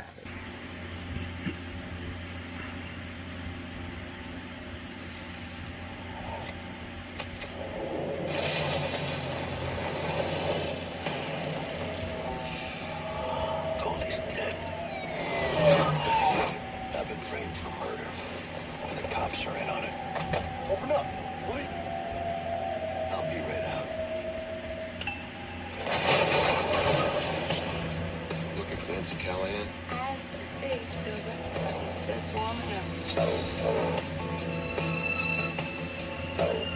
Made a terrible mistake. We need to get out of here right this second. This clown is out of control. We followed him here to make sure he didn't hurt any of the girls. Us helpless little girls. It's time to prove to your friends that you're worth a damn. Sometimes that means dying. Sometimes it means killing a whole lot of people.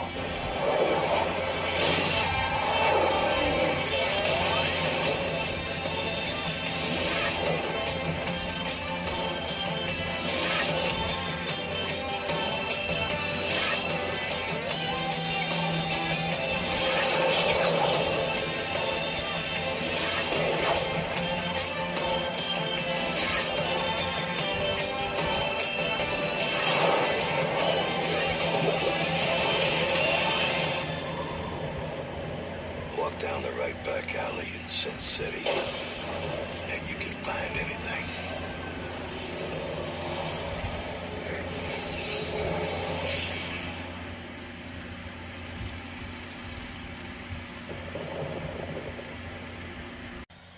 So as you see the cast there, and a directing team that includes Robert Rodriguez, Frank Miller, and Quentin Tarantino is a special guest director. I said on the last episode he wasn't involved in this, but he was involved in this. But so much of the film is pretty much an anthology, pretty much, and it basically follows the first, third, and fourth books in the series, which includes The Hard Goodbye, in which an ex-convict is on a rampage in search of one of his one-time sweetheart's killer, the ex-convict played by Mickey Rourke, and the sweetheart played by Jamie King in a twin role. The Big Fat Kill follows a private investigator played by Clive Owen, who gets caught in a street war between a group of prostitutes, including Rosario Dawson and Alexis Bledel, and a group of mercenaries, the police and the mob. One of them is played by Benicio del Toro, and That Yellow Bastard follows an aging police officer played by Bruce Willis, who protects a young woman played by Jessica Alba from a grossly disfigured serial killer played by Nick Stahl. This is about as perfect of a comic book movie as you can get. One of my all-time favorite movies. You know, Robert Rodriguez, Frank Miller, and Quentin Tarantino do a fantastic job of bringing the book to life. The cast is spectacular, just a star-studded cast overall. I didn't even mention half the names that are in this. Brittany Murphy, you see in the trailer, Elijah Wood, Powers Booth, Michael Clark Duncan, Carla Gugino, Devon Aoki, Rutger Hauer, Michael Madsen. Just a phenomenal cast in this movie. Everybody in this is giving it their all. The performances are top-notch. The action sequences are incredible. The violence is very good. You know, it really is an impressive feat of a movie on so many levels. It's a movie that does not play it safe. It goes straight for the kill, and boy, when it does, it succeeds big time. From a visual perspective, the cast overall is great. Mickey Rourke and Bruce Willis, I think, are the highlights of the movie, giving the strongest performances of the film. Everybody in here is great. It's just such a great movie. I can't recommend it enough. There's nothing really more I could say about this movie that hasn't already been said already. But yeah, not much more to say about this one. But Sin City, a friggin' masterpiece. If you haven't seen it, definitely check it out. And definitely check out the sequel, because I think that one's very underrated. Charlie just stole $2 million. He looks like the cat that swallowed the canary. But between the partner he can't trust. Don't go squirrely over there. Stick to the plan. Don't talk. The woman he can't resist. Is he a rich child? The friend he can't avoid. And the mobster he's trying to escape. Anybody but a lawyer would consider the consequences of getting out of town may be slippery. Going somewhere, Mr. Argus? The Ice Harvest, rated R. I absolutely love this movie. This is probably one of the most underrated movies I have ever seen, because nobody probably even knows what the hell this movie is. It really, literally came and went. It didn't even make $10 million at the box office. And it was actually the last film ever released by Focus Features that was released on VHS, because, of course, we were phasing out the VHS around that time to put the focus more on DVD. In fact, around this time, Revenge of the Sith did not even get a proper VHS release. That's the last Star Wars movie that we thought we were going to get at the time. But In this movie, larceny, lust, and lethal behavior. In Iceborne, Wichita, Kansas, it's Christmas Eve, and this year, Charlie Arglist, played by John Cusack, just might have something to celebrate. Charlie, an attorney for the sleazy businesses of Wichita, and his unsavory assistant, the steely Vic Kavanaugh, played by Billy Bob Thornton, have just successfully embezzled $2 million from Kansas City boss Bill Garrard, played by Randy Quaid. But the real price for Charlie is the stunning Renata, played by Connie Nielsen, who runs the Sweet Cage Strip Club. Charlie hopes to slip out of town with Renata, but as daylight fades and the ice storm whirls, everyone from Charlie's drinking buddy Pete Van Houten, played by Oliver Platt, to the local police begin to wonder just what exactly is in Charlie's Christmas stocking, and the 12 hours of Christmas Eve are filled with surprises. This is a really good movie, and probably a film that you would never expect from a director like Harold Ramis, who's made great comedies in the past. Groundhog Day, it's one of my all-time favorite movies. National Lampoon's Vacation, Caddyshack, Stewart Saves His Family, Multiplicity, Analyze This, Bedazzled. This was his last great gem as a director as a whole, and it's really hard not to see why if you watch the film. John Cusack and Billy Bob Thornton are absolutely terrific in this movie. Probably one of my favorite roles in the film is Oliver Platt, who has so many great memorable lines as this drunk buddy of John Cusack's, who marries his ex-wife, and Platt's character invites him over to his house on Christmas Eve for dinner, and he's coming there drunk and all that. All the family is there, and he's yelling at his dad, and it's just just so many great lines out of there. Unfortunately, I can't find most of those lines in general because clips of this movie are very hard to find on YouTube. And unfortunately, I can't. I would have to go and find my DVD and Blu-ray copy of it, which I probably could have done. But there's just so many great moments in this movie in general. Yeah, unfortunately, I can't find the clip I wanted to show you where it's a dinner scene. But Oliver Platt has this great line reading during this dinner scene where he's got food in his mouth and he's just bad mouthing his dad, and at the end of it, he just goes "hypocritical bitch!" The way he says this line. Like I've always said, if you can say a line and make me laugh out loud, you've won me over. But there's a lot of great scenes like this. There's a great scene where Billy Bob Thornton and John Cusack, they have this guy inside of this carrier case, and he's stuck inside of there, and he's able to shoot a gun through the case in general, and the guy's just "Is that you, Arglist?" And John Cusack's just "Hi, Roy." And the guy's name's Roy, and Roy's just "When I get out of here, I'm going to kill you. You know that, right?" And Billy Bob Thornton's basically telling him, "You're not getting out of there, pal." And then Roy's just going to Charlie's just "Let me out, Arglist. I'm your only hope." And Charlie's just "Actually, Roy, you just said you'd kill me a little bit ago." And then it just stops, and then Roy's just "I didn't mean it." And that whole exchange is so well done. It's so brilliantly funny. This movie's also not afraid to get dark, too. I mean, it's a dark comedy in a comedic thriller in a very fun way in general, and you really don't know how everything's going to turn out when it's all said and done. I never read the book this was based off. This is based off of a book of the same name, but it's a movie that I just absolutely love. I love this movie so much. It's a criminally underrated Harold Ramis film. Definitely a film that I feel like deserves a lot more attention than it ever gets, because it's, like I said, it's a movie that is really hard to find clips for it online, and it wasn't a big hit, so there really isn't that much of a demand for it to be released anywhere, except if you find it quickly on Blu-ray and DVD, because when I saw this movie go on Blu-ray for the first time, I immediately leapt at the chance to have it added in my collection. I mean, I love this movie so much, I had to have it in my collection, and, yeah, I can't recommend this one enough. Definitely seek out The Ice Harvest. It's a criminally underrated film. Definitely one of Harold Ramis' last great works as a director as a whole. Because after this, his last film he would ever do as a director was the infamously bad Year One. But this is a masterpiece of movie. This is a criminally underrated film. I love this movie so much. I can't recommend it enough. The Ice Harvest. Definitely check it out. People recognize me sometimes. Some are jerks. Every couple months, someone throws something at me. A chicken breast, a soft taco. That was refreshing. What's this? It's Bigalow. Do you know that the harder thing to do and the right thing to do are usually the same thing? Nicolas Cage, Michael Caine. People don't throw things at me anymore. Maybe because I carry a bow around. The Weatherman, rated R, starts October 20. So The Weatherman is a movie that stars Nicolas Cage as a weatherman in the midst of a midlife crisis. He plays Dave Spitz, a local weatherman in his hometown of Chicago, where his career is going well, while his personal life his relationship with his perfectionist writer father, played by Michael Caine, his neurotic ex-wife, played by Hope Davis, and his now separated children, one of them played by Nicholas Hoult, is spiraling downward.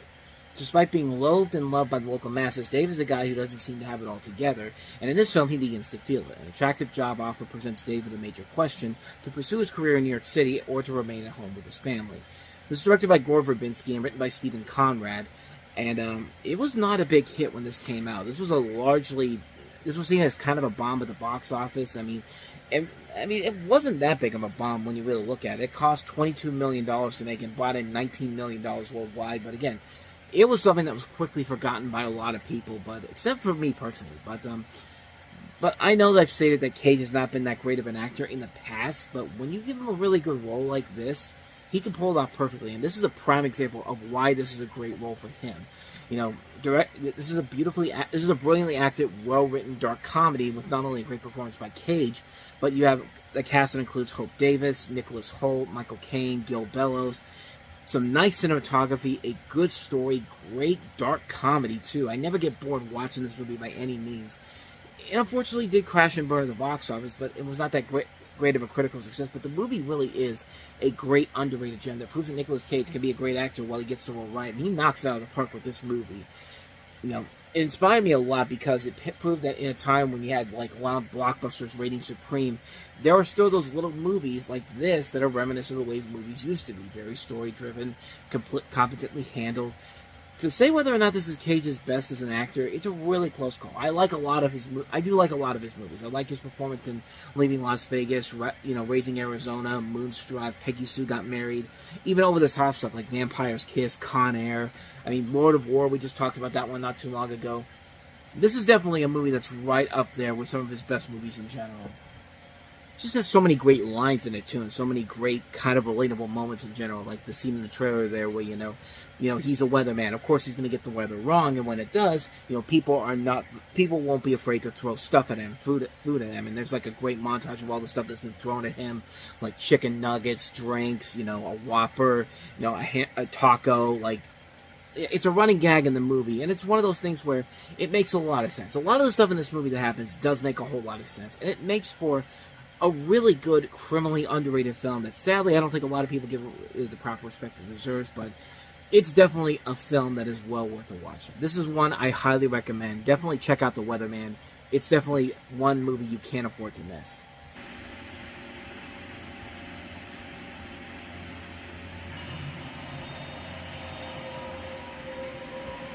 They told me there was nothing out there. Nothing to fear. But the night my parents were murdered, I caught a glimpse of something. I've looked for it ever since. I went around the world, searched in all the shadows, and there is something out there in the darkness. Something terrifying. Something that will not stop until it gets revenge.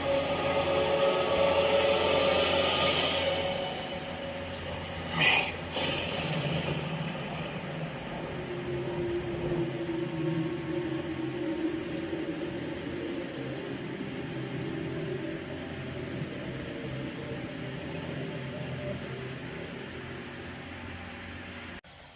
When that trailer first comes up, it's just like, oh my god, it's finally happening, So it's been 8 years since the last Batman movie. They've been trying to make all these different other Batman movies. There was going to be another one by Joel Schumacher, which got turned down. There was going to be a Batman vs. Superman movie with Wolfgang Peterson attached to it. They were literally going to do a Batman Beyond movie with Darren Aronofsky to direct it.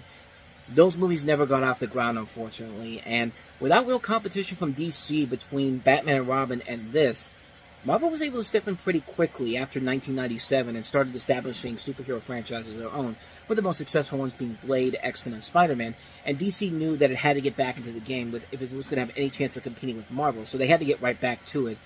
Started off slow with a double whammy in terms of the League of Extraordinary Gentlemen and Catwoman. Slowly they started to show their promise with a little bit of stuff seen in Constantine, but this was the movie that literally kicked it back off again. Batman Begins. Christopher Nolan, who had just directed Insomnia for Warner Brothers, nobody really knew him as a director yet, but this was the movie that was going to prove to everybody that this guy was going to become the future of movies in general. So in Batman Begins, when his parents were killed, millionaire playboy Bruce Wayne, played here by Christian Bale, relocates to Asia when he's mentored by Henry Ducard, played by Liam Neeson, and Ra's al Ghul, played by Ken Watanabe, in How to Fight Evil. When learning about the plan to wipe out evil in Gotham City by Ducard, Bruce prevents this plan from getting any further by heading back to his home. Back in his original surroundings, Bruce adopts the image of a bat to strike fear into the criminals and the corrupt as the icon known as Batman. But it doesn't stay quiet for too long. You have a cast that also includes Michael Caine as Alfred, Katie Holmes as Rachel Dawes, Gary Oldman as Officer Jim Gordon, Cillian Murphy as Jonathan Crane, a.k.a. the Scarecrow, Tom Wilkinson as Carmine Falcone, and Morgan Freeman as Lucius Fox. And talk about a great return to form for Batman following Batman and Robin, with the right people involved to take this comic book universe and make it not only pure as realistic as it can be, but to make these characters exist in the real world and make it seem plausible. Watching the origins of Bruce Wayne coming to be Batman is really fascinating to watch in this movie. And to just see the evolution of this normal guy who lost his parents, who would later become the slick badass we know as Batman, it's incredible. And Christian Bale does a really good job of it. And in this movie, and all three of the Batman movies he appeared in, he actually makes Batman sound like how Batman should sound, and not making him sound like he's smoking a huge pack of Marlboros. I mean, just watch the scene and hear it, and tell me I'm wrong about this. You could die. At least tell me your name.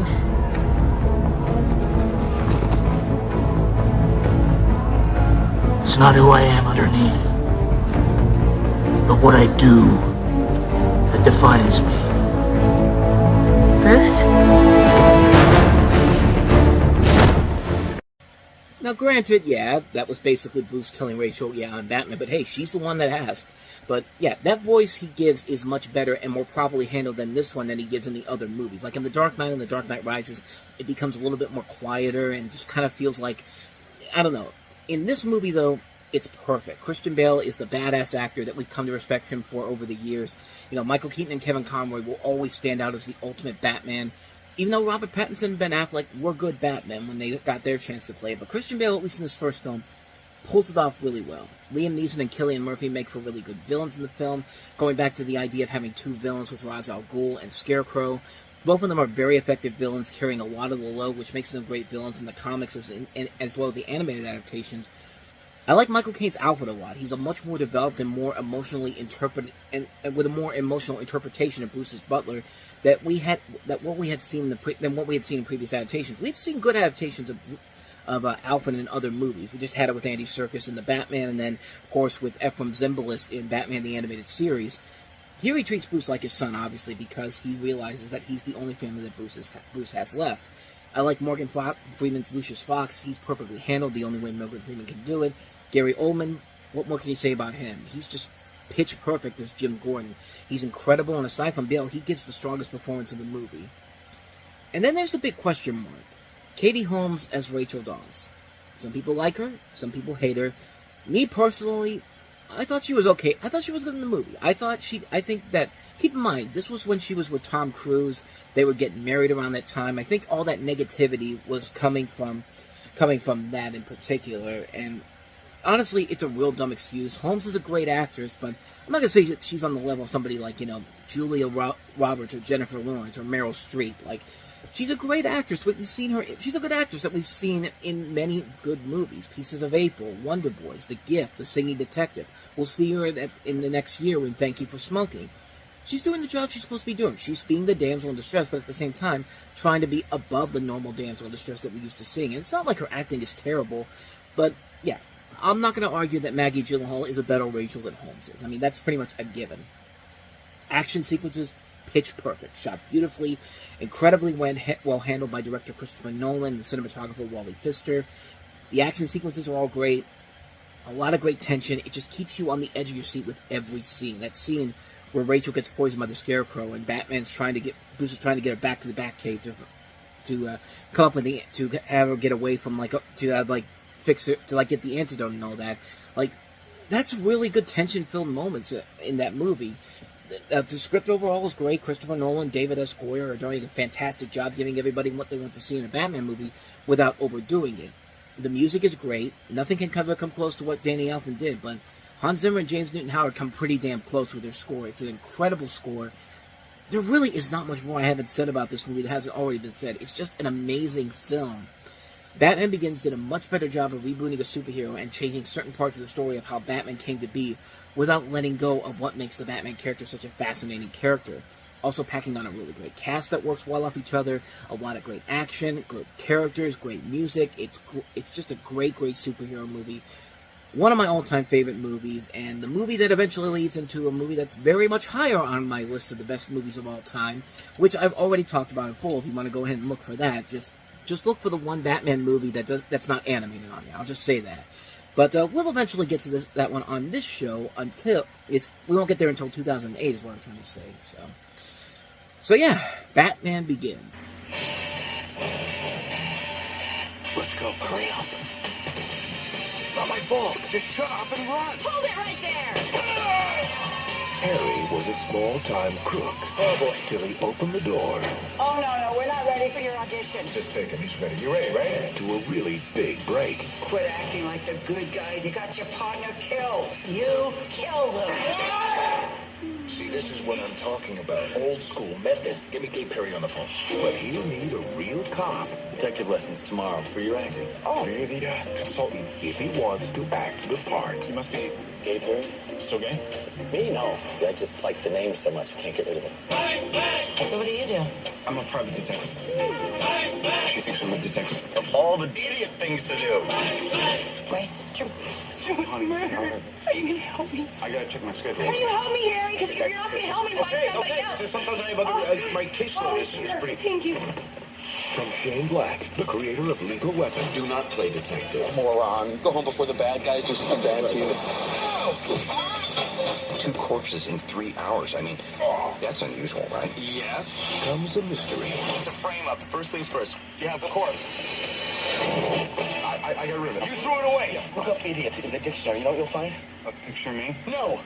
The definition of the word idiot. Ow! That starts with a kiss. Why'd you lie to me? It was an excuse to stay around you, so I mean, I think...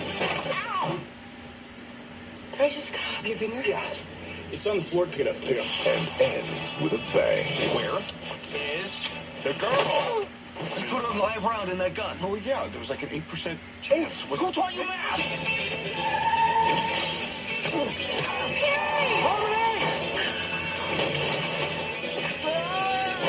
Robert Downey Jr. What do you think, I'm stupid? Val Kilmer. Yes. I think you're stupid. Kiss, kiss, bang, bang. Oh, hell. Kiss me. What? Kiss me. No.